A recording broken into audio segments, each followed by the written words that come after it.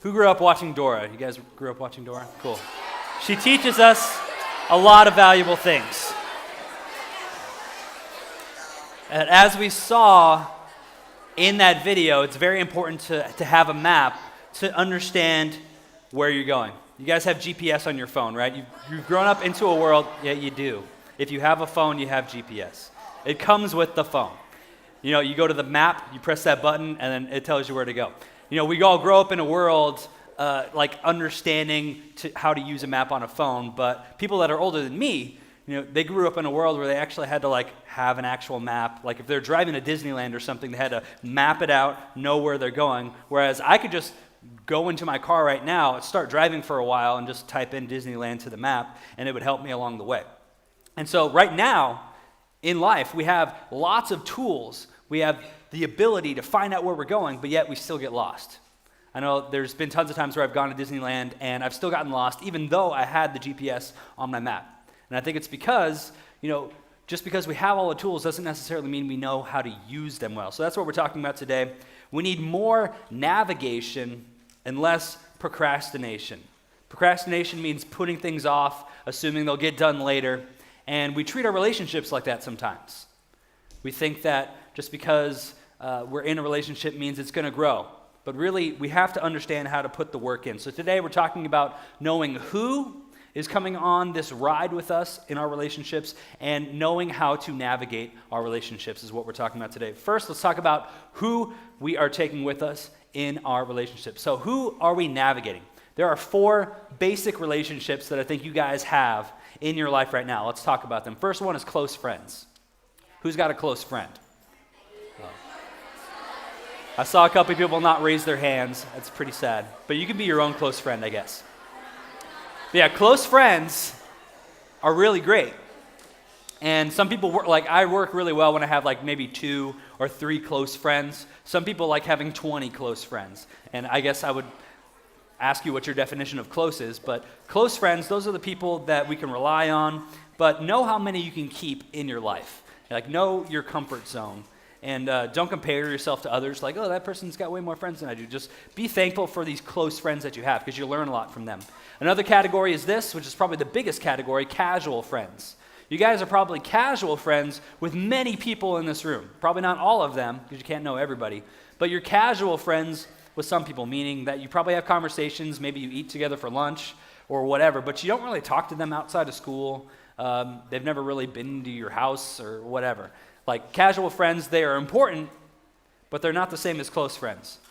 Next one is mentors. This is a category where you need to have this person in your life. At this stage of your life, you have to admit that you don't have it all figured out.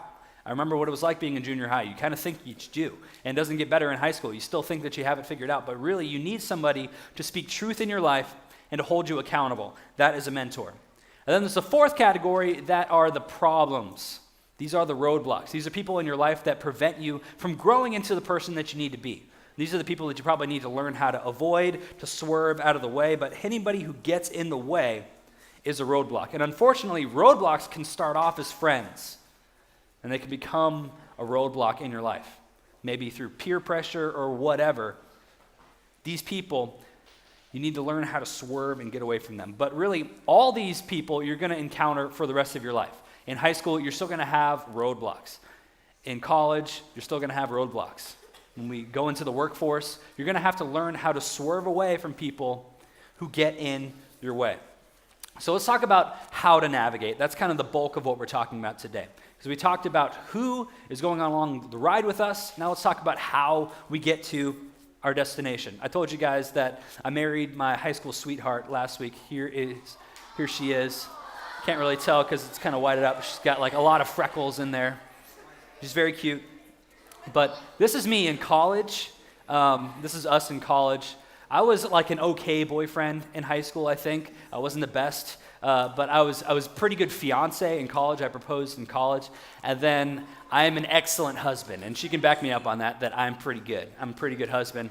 And so I'm a pretty good dad too, so I hope that one day I'll just be like a fantastic grandpa. I hope that trend will just keep going up, and maybe the best, greatest grandpa of all time. But the point is that, you know, we made this relationship work, but there wasn't some kind of magic dust that we like sprinkled on our relationship. Relationship is just work. You have to put in the work in order to understand how they work. You need to learn how to navigate. So that's what we're talking about right now. First thing that you need to do is to use your tools. You have tools at your disposal in every kind of relationship, not just boyfriend-girlfriend relationship, but even your close friends relationships. The first one is this. It's communication. Communication is the number one thing you need in any kind of relationship. That basically just is being open with one another, talking to one another. Nothing is off the table, being honest. Communication is the key to every successful relationship, and you can point to relationships that fail and say there is probably a break in the communication somewhere along the way. Next one is trust. Trust flows from communication. If you don't communicate to them, you probably don't trust them, and vice versa. If you don't trust them, it's probably because you're not communicating to one another. And you need to have more communication than just digital communication. Like texting somebody is not enough, because 90% of communication is actually nonverbal, which means not the words that I say, but how I'm looking as I'm saying it. So right now you can close your eyes and picture me saying something in some way, but if you open them, I'm actually like frowning at you or something. So nonverbal communication is really, really important, and that goes into trust. Respect. Respect is the last one. And again, it builds off those other two. If you understand them and accept them for who they are, that is respecting them. You're not trying to turn them into somebody that they're not. You are learning who they are and accepting them for who they are. So those are your tools. Those are the three main tools: communication, trust, and respect. Now we need to know where we're going. That's another step when we are navigating. We need to know where we're going. Like, I'm going to Disneyland. I need to know, hey, I'm going to drive to Disneyland. It's kind of dumb for me to be like, hey, I'll get to Disneyland, but I don't really know where I'm going. So you have to know where we're going. And what that means is we have to have goals in our relationships. And that might sound kind of dumb to have relationship goals, not just like, oh, goals for relationships, but actually having goals for yourselves, like where you want to be in 6 months, where you want to be in a year. And not just boyfriend, girlfriend. Again, mentor relationships or even close friends. There is some kind of goal in mind. For friends, your goal can just be being there for each other. No more than just the main title sequence for the show Friends. It tells you how to be a friend. I'll be there for you. That's all you need to know.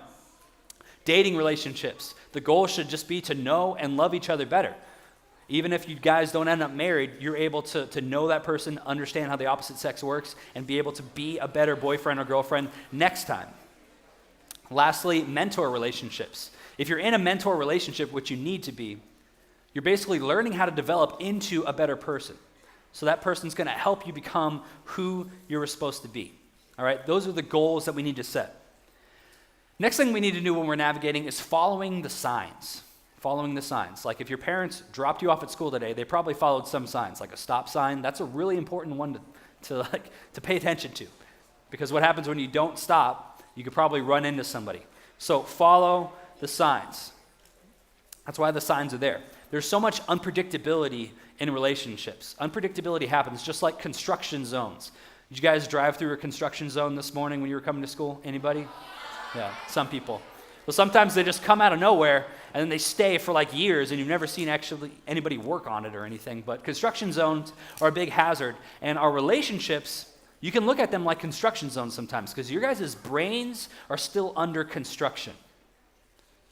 Really, there's no other time in your life besides junior high and high school that there's more going on inside your brain for you to develop and become the person that you are than right now, unless it's like the first 6 months of your life. Really, no other time in your life, your brain is working harder and harder to develop into who you are. So sometimes, our brains being under construction, we just say things that we don't really mean, and other people, we take things certain ways. So that's going back to your tools, making sure that we are respecting one another, trusting one another, but most importantly, communicating to one another. Understanding that we don't have it all figured out, and that we're still kind of cooking up here. Because we can get into relationships for really bad reasons. You know, it's a really bad idea for you just to jump into a boyfriend-girlfriend relationship just because they tell you that it's supposed to happen. Society has like this expectation that like, hey, if you're like 14 and you haven't had a boyfriend or a girlfriend yet, then you're a loser. And that's just not true. Like there's so many things in junior high and high school that you miss out on if you're trying so desperately hard to find another person to fill that hole in your life. You're never going to find that person to fill that hole. So make sure that we are talking with our friends, communicating effectively. And with me and my wife, we were just friends first. We were friends first in high school, and that's a good foundation to any kind of relationship. So make sure you're talking about it. Lastly, we just need to stick to the map. There's no shortcuts in relationships. Again, there's no magic fix to make relationships happen. Relationships are work. You just need to work really hard. Keep it simple. It doesn't have to be any more complicated than communicating, trusting, and respecting one another. If you guys remember nothing else from what I just said, just remember these three things. Those are the only tools you need in a relationship. Because you guys need to want more for yourself. If you don't navigate relationships now, if you don't figure it out now, you're going to get lost later. And so you could end up in a dead-end relationship and wonder, how did I get here? You can be in an abusive relationship and be like, why didn't I communicate to this person? Why haven't I communicated to a mentor or somebody else about this? You can end up lost and in a really bad position. Maybe you'd be at a dead-end job because you never invested in yourself or had anybody else pour into you.